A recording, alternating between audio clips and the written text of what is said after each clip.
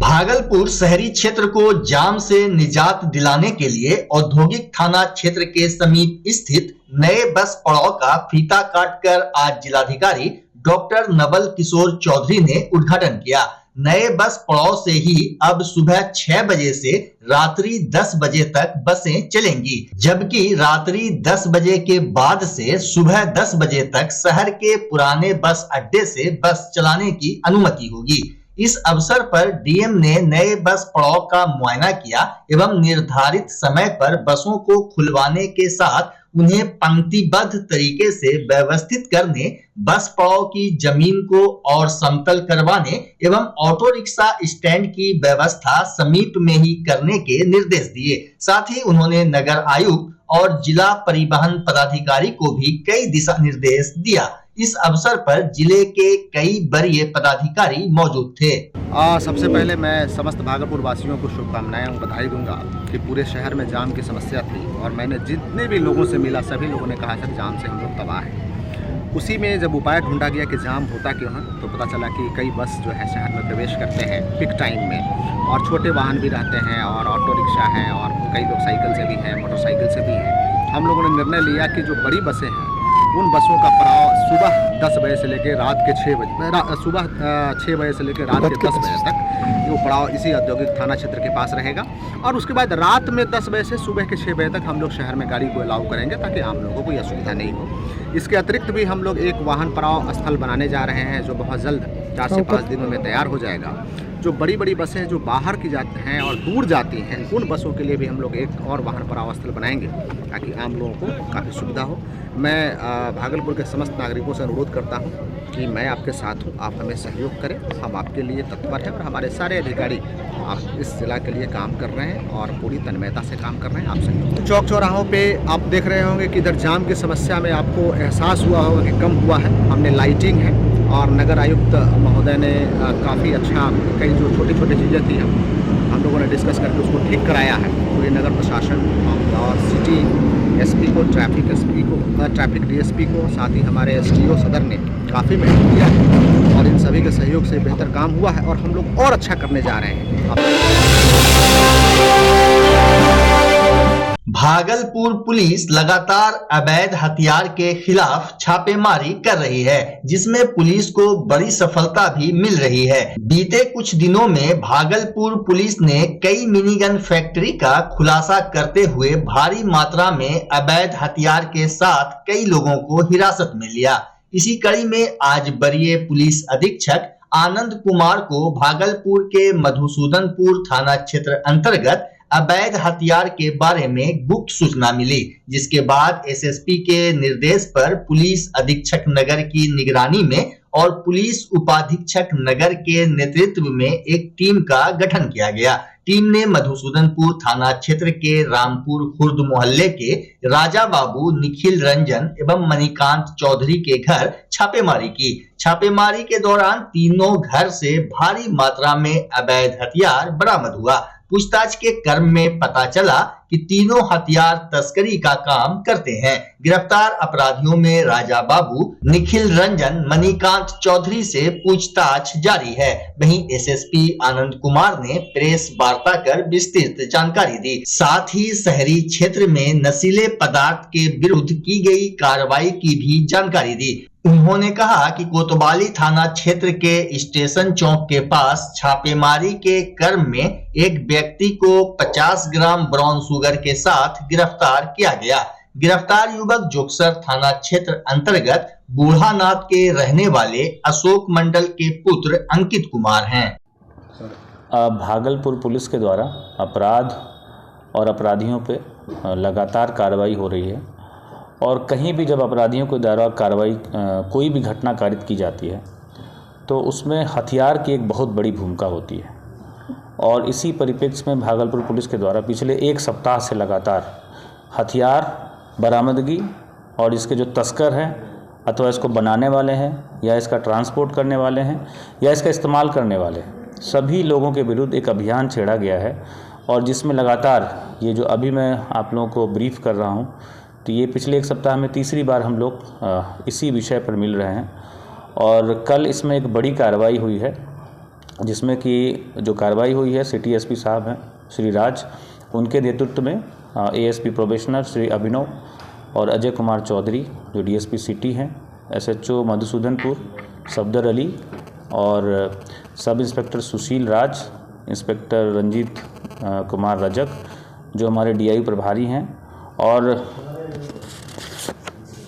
Sub inspector Rahul, sub inspector Rakesh, sub inspector आदर्श कुंदन और probationer sub inspector Dhananjay, constable Bachchan, Abhimanyu और रजनीश। इन लोगों की एक टीम ने पिछले 24 घंटे में लगातार इसको काम किया है और इसमें 3 महत्वपूर्ण व्यक्तियों की गिरफ्तारी हुई है, जिसमें एक मणिकांत है जो कि आर्मी से रिटायर्ड है, और एक निखिल रंजन है जो कि रामपुर खुर्द का रहने वाला है, पुरानी सराय का रहने वाला है, और राजा बाबू जो कि रामपुर खुर्द का रहने वाला है। और इन लोगों के पास से कुल 9 हथियार, विभिन्न स्पेसिफिकेशन के 9 हथियार मिले हैं, जिसमें 3 कट्टा है और 2 पिस्टल है, 2 बंदूक है, 1 राइफ़ल है और 1 एयर गन है, और कुल 172 विभिन्न स्पेसिफिकेशन के कारतूसों की बरामदगी हुई है। और इसके साथ कुछ छोटे मोटे हथियार साफ करने के उपकरण भी बरामद हुए हैं। और यह अभियान पिछले 24 घंटे से चल रहा था और इसमें भागलपुर पुलिस के द्वारा एक बहुत बड़ी सफलता अर्जित की गई है। और जो मैं पिछले 1 सप्ताह से इस अभियान के बारे में बात कर रहा हूं, तो पिछले 1 सप्ताह में कुल 10 तस्करों की गिरफ्तारी की गई है, 23 विभिन्न प्रकार के हथियारों की बरामदगी की गई है और 362 कारतूस की बरामदगी की गई है।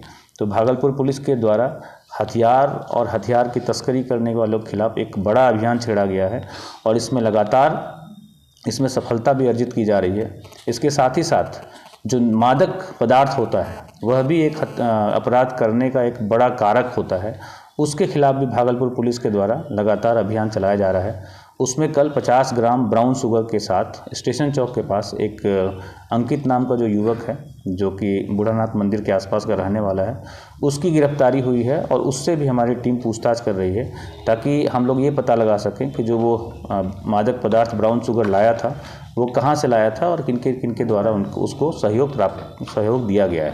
तो इस दोनों चीज़ों पे हमारी टीम अभी भी काम कर रही है और भविष्य में इसमें और भी गिरफ्तारी और सफलता मिलने की उम्मीद है।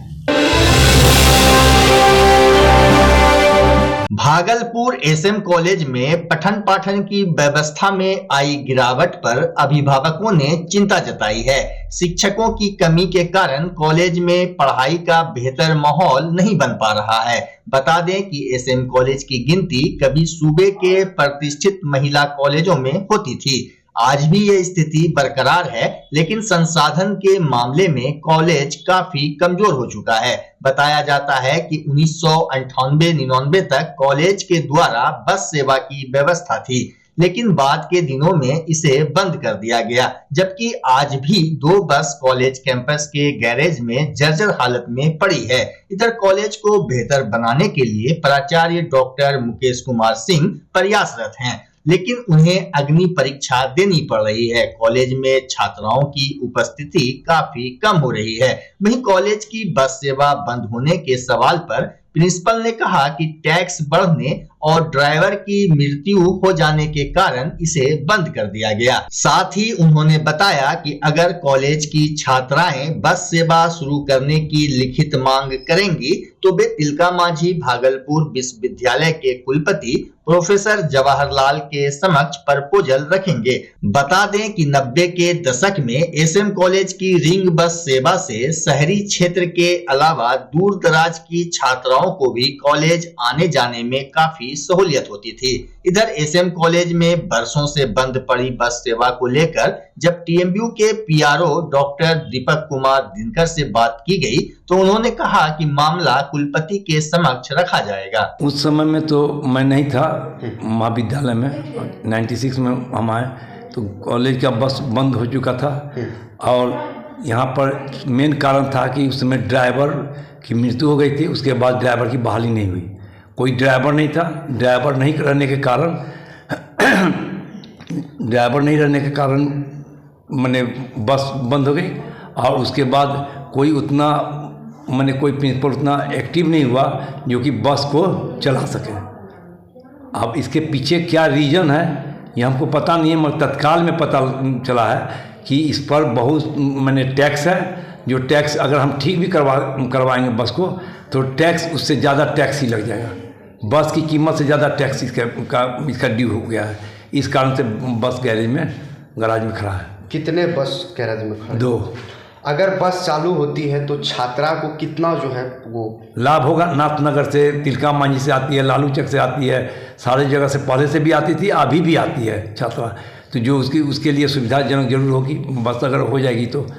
कॉलेज प्रशासन की तरफ से अब क्या पहल होगी? अभी तो हम कुछ नहीं कहे हैं, मगर वाइस चांसलर महोदय से हम अपना एक प्रोजेक्ट बना रहे हैं जिसमें कि उसमें लिखेंगे कि लड़की लोग की अब मांग है और लड़की लोग अगर मांग करेगी तो हम उसको आगे बढ़ाएंगे वाइस चांसलर महोदय के पास की, ताकि हमको एक बस, छोटा बस भी दे दें जिससे कि हम अपने विद्यार्थी को दूर दूर से यहाँ ला सकें। अब देखिए, आपके चैनल के माध्यम से हमको जानकारी मिली है कि सुंदरवती महिला महाविद्यालय जो भागलपुर विश्वविद्यालय के मुख्यालय का सबसे प्रीमियर इंस्टीट्यूशन है, सिर्फ भागलपुर ही नहीं, हमको लगता है कि पूरे बिहार में एक अग्रणी स्थान रखता है सुंदरवती महिला महाविद्यालय। वहाँ पहले बस चली करती थी और रिंग बस की सेवा वहाँ पर थी पहले से, अभी किसी कारण से वो बंद पड़ा हुआ है। रिंग बस की सेवा रहने से छात्राओं को बहुत सुविधाएं होती है। जो छात्राएं दूर से आती है, सुदूर गांव से आती है या सुदूर इलाकों से आती है, उनकी कनेक्टिविटी बनती है और उनको आसानी होती है, आवागमन बहुत सुलभ हो जाता है। यदि अभी बंद पड़ा हुआ है तो कॉलेज प्रशासन को इस ओर ध्यान देना चाहिए कि फिर से इस बस सेवा को शुरू किया जाए, ताकि छात्राओं के हित में एक बड़ा कदम हमको लगता है कि होगा।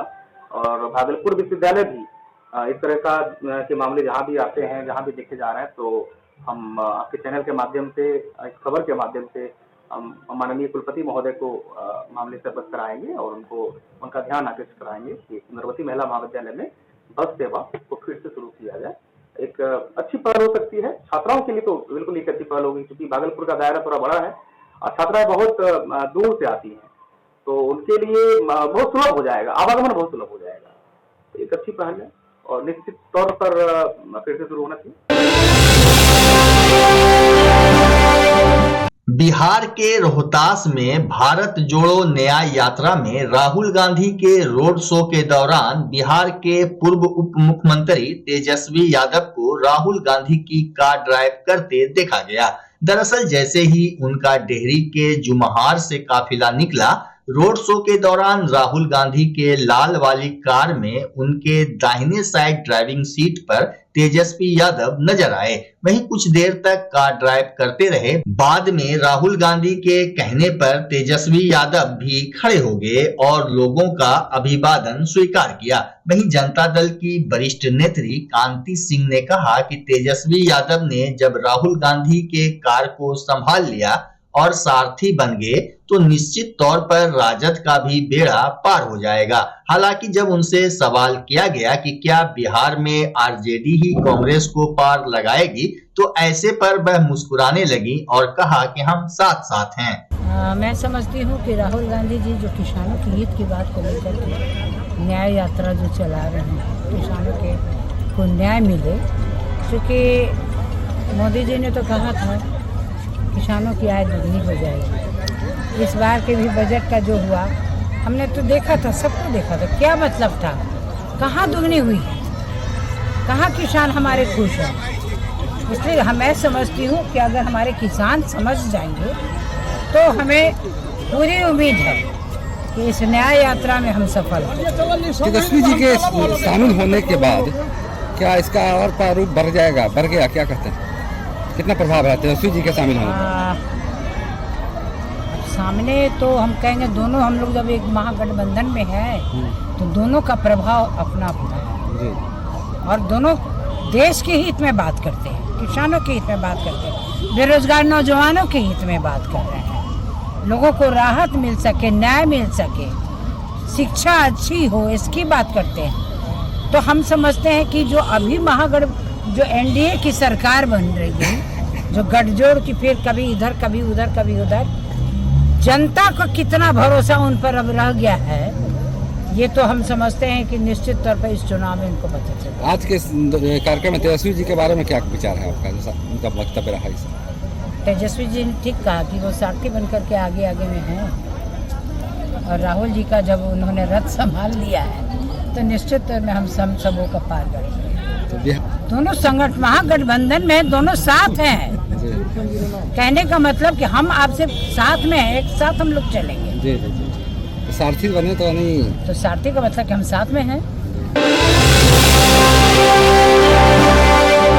देशव्यापी हड़ताल और ग्रामीण भारत बंद के आह्वान पर आज भागलपुर में मजदूर किसान संगठन एक्टू, एटक, सीटू, इंटक समेत कई संगठन द्वारा स्टेशन परिसर से जुलूस निकाला गया। एक्टू के जिला सचिव मुकेश मुक्त ने बताया कि जुलूस भागलपुर मुख्य बाजार होते हुए खलीफाबाग चौक, घंटाघर चौक, बड़ी पोस्ट ऑफिस, कचहरी चौक के रास्ते वकालत खाना होते हुए कलेक्ट्रेट पहुंचकर सभा में तब्दील हो गया। वहीं प्रदर्शन के दौरान नेताओं ने मोदी सरकार के खिलाफ जमकर नारेबाजी की। केंद्रीय ट्रेड यूनियनों और संयुक्त किसान मोर्चा ने देशव्यापी हड़ताल और ग्रामीण भारत बंद का आह्वान किया है, और उसी के उपलक्ष्य में हम लोग यहाँ पर स्टेशन परिसर से जुलूस निकालते हुए यहाँ पहुँचे हैं मजदूरों किसानों के मांगों के समर्थन में। 24 सूत्री मांग हम लोगों ने आज से 5 दिन पहले 10 तारीख को कलेक्टर महोदय को राष्ट्रपति के नाम सौंप दिया था, जिसमें मुख्य मांग है हमारी कि जो मोदी सरकार मजदूरों के तमाम कानूनों को ख़त्म करते हुए मालिकों के पक्ष में 4 लेबर कोड बनाई है, उसको रद्द करने की मांग है, और C2 प्लस 50% फार्मूला के आधार पर किसानों को सभी फसलों पर MSP देने की मांग है। इसके साथ ही महंगाई रोकने के लिए ठोस उपाय करने की मांग है, मजदूरों के सामाजिक सुरक्षा की गारंटी करने की मांग है, और छात्रों युवाओं के लिए रोजगार की गारंटी, शिक्षा की गारंटी और तमाम नागरिकों के लिए स्वास्थ्य की गारंटी करने की मांग है। इसी प्रकार से हमारी 24 सूत्री मांगे हैं। हमारा हड़ताल है देशव्यापी, इसमें किसान संगठन और ट्रेड यूनियन संगठन संयुक्त रूप से है, उसके बारे में आपको हमारे साथी ने बताया। लेकिन आज यह सरकार पूरी तरह से अपने मशीनरी का इस्तेमाल तमाम जो आवाज़ है, जो उठाने वाले लोग हैं, उसके दबाने के लिए वो काम कर रहा है। अभिव्यक्ति की जो आज़ादी है उसको कुचलना जा रहा है पूरी तरह से। जो अच्छे अच्छे पत्रकार हैं और जो सच बात लिखते हैं, संपादक हैं, उनके ऊपर भी देशद्रोह का मुकदमा चलाया जा रहा है। आज वो जेल में बंद है। तो आज ये स्थिति है कि पूरी तरह से जो तानाशाही प्रवृत्ति है वो पूरा लागू हो रहा है, और एक तरह से अघोषित इमरजेंसी के तरह आज यह सरकार जो है काम कर रही है। रिंकू LED बल्ब, एक बार लाओ और चलाते ही जाओ। हमारे LED बल्ब्स है क्वालिटी में नंबर 1 और एनर्जी एफिशिएंट, जो रखे एनवायरनमेंट और आपके बिजली के बिल दोनों का ख्याल। रिंकू LED बल्ब के साथ एनर्जी बचाओ और बिल घटाओ। ये है पावर सेविंग लाइट जो चले लंबे समय तक और रखे आपके घर को रोशन। हमारे यहाँ LED लाइट्स मिलते हैं एक व्यापक रेंज में, जो आपकी हर जरूरत को पूरा करेगी। लेकिन यही नहीं, हमारे LED लाइट सिर्फ चमकदार नहीं बल्कि एनवायरनमेंट फ्रेंडली भी है। तो आज ही लाओ रिंकू LED बल्ब और पाओ 1 साल की वारंटी का भरोसा। रिंकू LED बल्ब्स, नई जनरेशन के स्मार्ट बल्ब्स। आज ही संपर्क करें 8651063786 या मेल करें rinkuledbulb@gmail.com। हमारा पता असाननपुर, भागलपुर, बिहार 812002।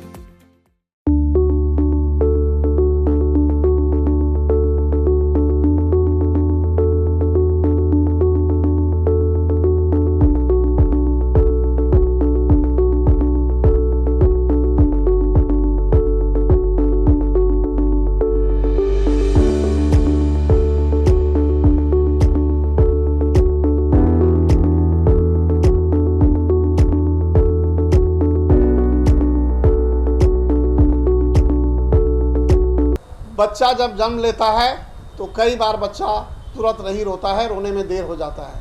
ऐसे में बच्चा क्षतिग्रस्त हो जाता है और उसके बचने की संभावना कम हो जाती है, और यदि बचा तो भविष्य में उसमें विकलांगता की समस्या आती है, जिसे CP कहते हैं, जिसका कोई माकूल इलाज नहीं है और ज़िंदगी भर बच्चा विकलांगता से जूझ सकता है। ऐसे में पूरे संसार में कूलिंग थेरेपी का सहारा लिया जाता है, जन्म से ठीक 6 घंटा के अंदर यदि उसको कूलिंग थेरेपी दिया जाए तो उससे उसका सीपी की समस्या कम होती है और बचने की भी संभावना बढ़ती है। पहली बार बिहार झारखंड में आपके शहर के स्नेह नवजात शिशु बाल सेवा केंद्र में यह मशीन उपलब्ध है। कभी भी ऐसी बात हो कि बच्चा रोने में विलम्ब हो गया तो आप स्नेह नवजात शिशु बाल सेवा केंद्र में जरूर संपर्क करें।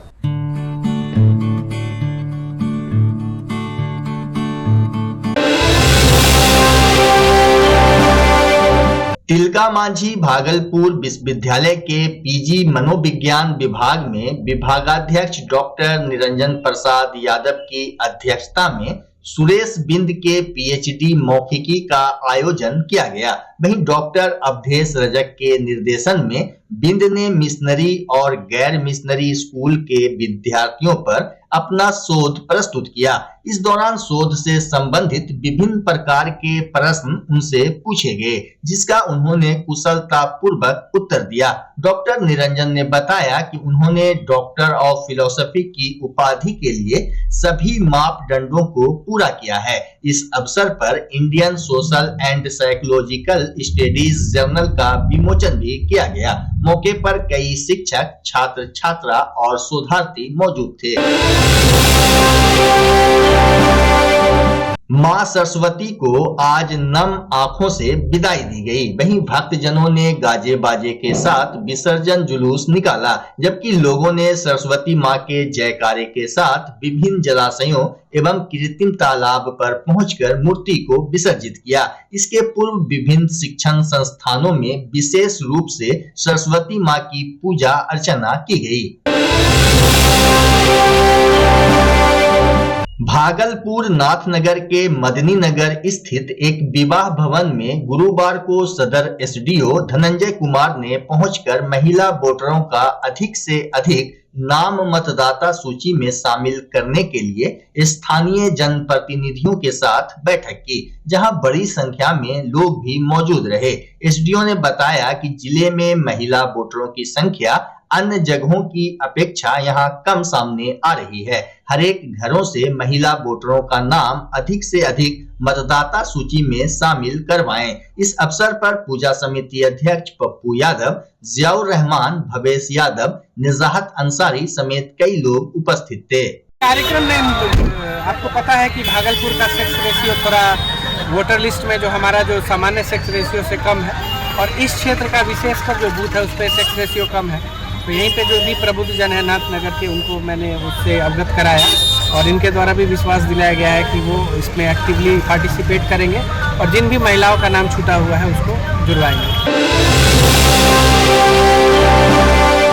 भागलपुर जगदीशपुर प्रखंड अंतर्गत चांदपुर गांव में सरस्वती पूजा को लेकर 2 दिवसीय दंगल कार्यक्रम चल रहा था, जिसमें आज अंतिम दिन पहलवानों ने अखाड़े में अपना दमखम दिखाते हुए जीत हासिल की। वहीं विजेता करण कुमार को थाना अध्यक्ष गणेश कुमार के द्वारा सम्मानित किया गया, जबकि गुंजन कुमार को चांदपुर पंचायत के उप मुखिया राजकुमार शाह और राजेश कुमार को भूदेव पासवान के द्वारा सम्मानित किया गया, जबकि अखाड़ा में शामिल अन्य पहलवानों को कमेटी की ओर से सम्मानित किया गया। मौके पर सुनील तिवारी, राजकुमार शाह, अरविंद पासवान, विनोद तिवारी, नकुल चौधरी, सुभाष पासवान समेत कई ग्रामीण उपस्थित थे।